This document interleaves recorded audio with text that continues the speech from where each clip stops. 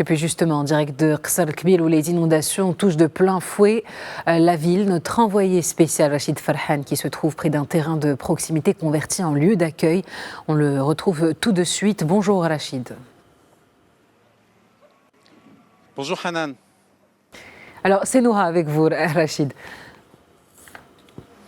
Bonjour Noura. Ah oui, alors dites-nous Rachid, derrière vous sont installées des tentes et des abris destinés à héberger les familles évacuées. Racontez-nous comment se déroule cette mobilisation des autorités. Et effectivement, Noura, les forces armées royales, la protection civile et les services municipaux sont pleinement mobilisés.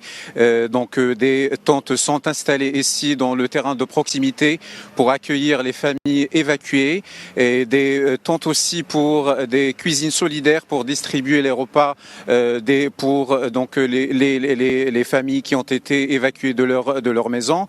Il y a aussi derrière nous, comme vous pouvez le voir, la mise en place de dispositifs de protection pour limiter l'infiltration de l'eau et pour éviter des dégâts matériels parce que selon les bulletins météo, il y a encore de la pluie qui est prévue pour les prochaines semaines ici à Qasr El-Kbir. Alors décrivez-nous la situation actuelle à Qasr El-Kbir. Est-ce que la situation s'est améliorée ? Justement, Noura, la situation s'est nettement améliorée.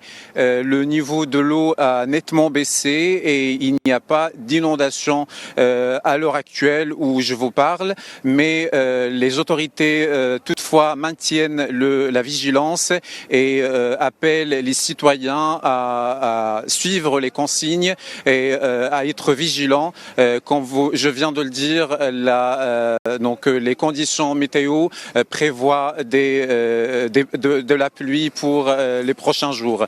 Donc il n'y a pas d'inondation, mais il faut être vigilant pour les prochaines heures ici à Qasr El-Kbir.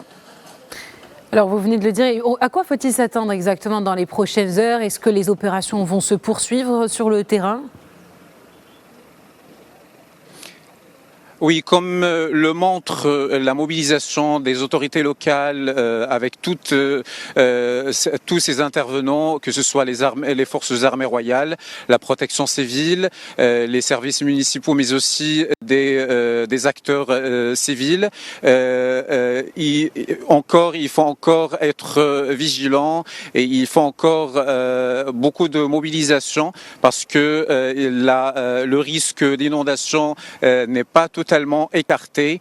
Pour le moment, il n'y a pas d'inondation, mais la mobilisation est encore totale ici à Qasr El-Kbir. Il n'y a pas de pluie prévue pour aujourd'hui, mais selon les bulletins météo de la météorologie nationale, il y a encore des pluies qui sont attendues dans les prochaines semaines. Merci Rachid Farhan. Vous étiez avec nous en direct depuis Qasr El-Kbir où la situation s'est réellement juste un tout petit peu améliorée alors que les forces de l'ordre continuent leurs opérations sur le terrain.